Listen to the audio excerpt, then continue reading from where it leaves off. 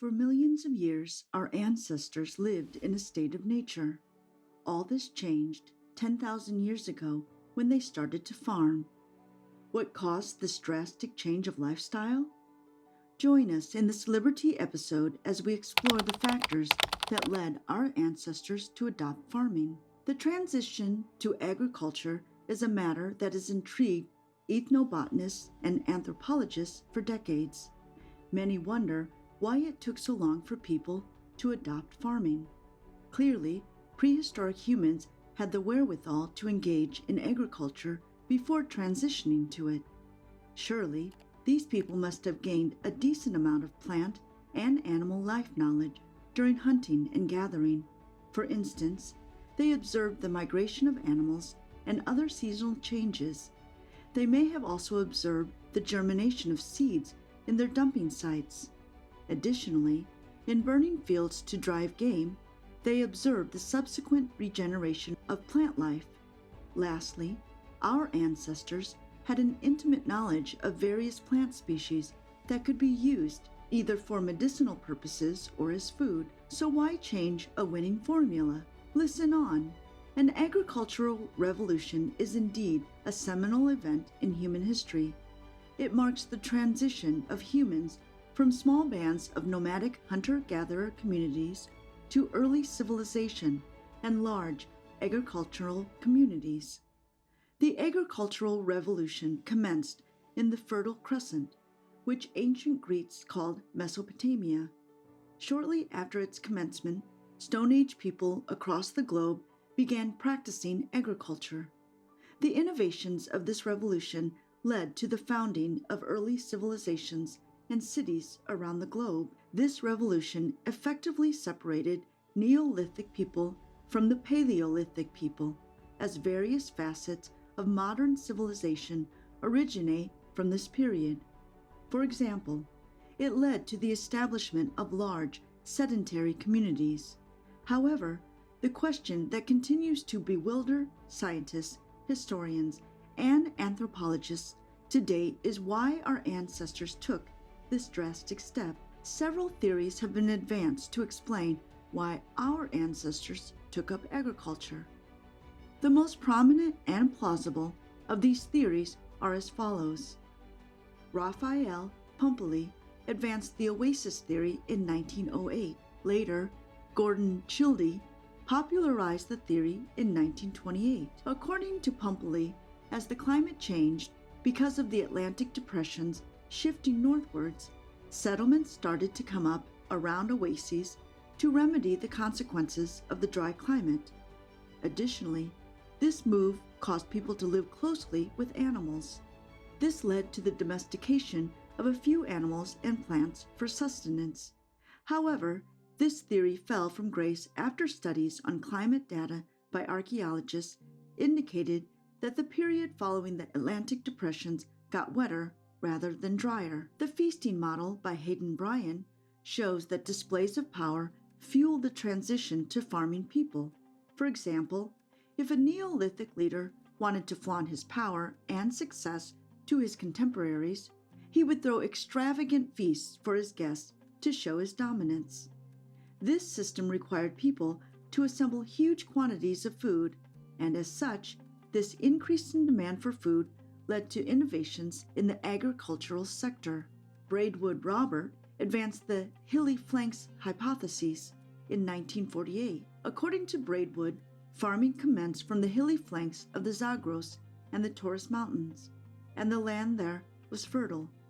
The fertile land supported a few animals and plants amenable to domestication. The evolutionary theory, developed by, among others, David Rindos, states that agriculture was an evolutionary adaptation by people and plants. This process was kick-started by the domestication of selected wild plants and animals and their protection, which occasioned specialization of location and later a full-fledged domestication process. The demographic theories, developed by Sauer Karl and later adapted by Kent Flannery and Louis Binford, opined that due to increased sedentary populations, they exhausted food resources provided by their local environments. This led to an increase in the demand for food that communities required. Additionally, a myriad socio-economic factors stimulated this demand, including larger populations. In addition to these theories, some scientists argue that intellectual advances in humans caused them to abandon the hunter-gatherer lifestyle. Artistic and religious artifacts from this period attest to this.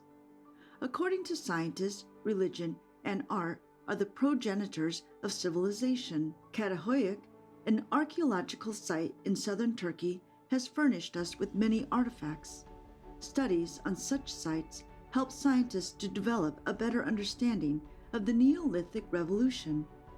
Archaeologists have unearthed several mud brick dwellings at the site which date to 9500 BCE. The residents of this prehistoric settlement appear to have cherished spirituality and art, as their houses are covered with murals of female goddesses, livestock, and men hunting. The earliest evidence of agriculture was unearthed along the Euphrates River in a site known as Tel Abu Hurara in Syria. Studies show a settlement existed there from circa 11,500 BCE to 7,000 BCE. Some theorists believe that agriculture was a byproduct of religious rituals, in that people cultivated plant species which supplied them with ritualistic drugs. For example, Mesoamericans used ayahuasca, a byproduct of Psychotria viridis and Banisteriopsis plants, for religious ceremonies. In other religions of the world, people consume certain species of mushroom to create a bridge between the physical world and the spirit world. No single factor occasioned the transition to agriculture. The driving force for the transition varied from one region to the other. For instance, in the Fertile Crescent, which is bound from the east by the Persian Gulf and the west by the Mediterranean Sea, wild barley and wheat took advantage of the warm climate and began to colonize the region. Similarly, climate change may have pushed Neolithic people to farm. In trying to establish why our ancestors began farming, we are faced with endless possibilities. Suffice to say, hunting and gathering was a fairly comfortable way of living, and our ancestors required an extremely good reason to abandon it.